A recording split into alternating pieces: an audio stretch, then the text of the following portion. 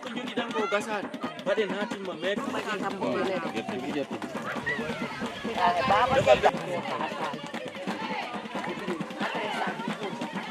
yo kona ta yaji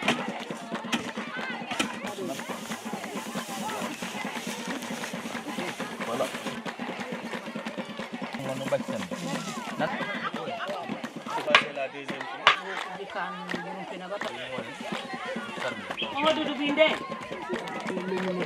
di janten berapa aku mau ko problème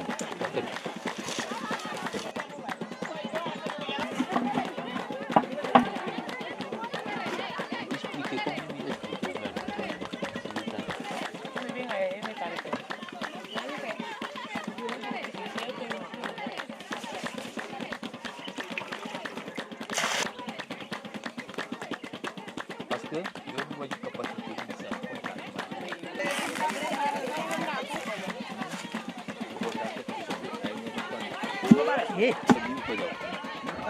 sa